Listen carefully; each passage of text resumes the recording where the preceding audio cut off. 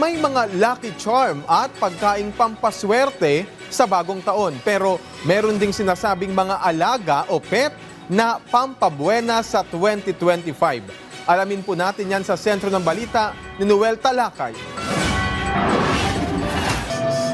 Dahil patok na naman ang pangpaswerte ngayong bagong taon, ilang araw bago ang 2025, si Mang Jeff namili na ng kanyang lucky charm sa Binondo, Maynila. Nakakatulong din naman sa amin sa negosyo namin. Kaya yearly talaga meron kaming binibili ng misis ko ng mga tawag dito, lucky. Ayon sa mga feng shui expert, ang taong 2025 ay taon ng mga snake o ahas. Pero para sa negosyanteng si Jeff, tila hindi kasundo ng kanyang kapalaran ang mga ahas. Ito rin daw ang payo ng kanyang mga kaibigang Chinese.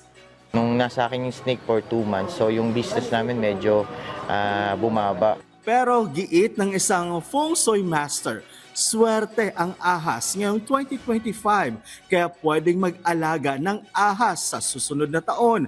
Pero ilan ba dapat at ano ang kulay? Swerte pa ang pag-alaga ng snake? Yes. Pwede mag-alaga ng snake. Ilang snake ka? Siguro maximum na snake, siguro 3 or 5 na. Maximum na 5. Dahil pag mas madami na sa 5, mahirapan ka na mag-alaga. So 3 snakes will bring luck with fortune. Anong kulay ng snake na swerte? Alam mo ba, ang lucky color natin for the year is gold. Giit ni Master Hans, dapat ang aalagaan na ahas ay yung hindi mapanganib o yung mga walang venom o kamandag. Hindi rin anya dapat ilagay ang mga alagang ahas kung saan-saan lang bahagi ng bahay. Southeast direction ilalagay ang snake. Bakit southeast? Southeast direction is the house of the snake. Yan po ang dadala ng swerte.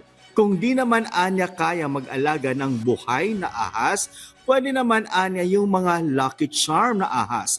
Tulad na lang sa tindahang ito sa Binondo, mayroong stuffed toys na ahas na mabibili sa 65 hanggang 240 pesos depende sa size.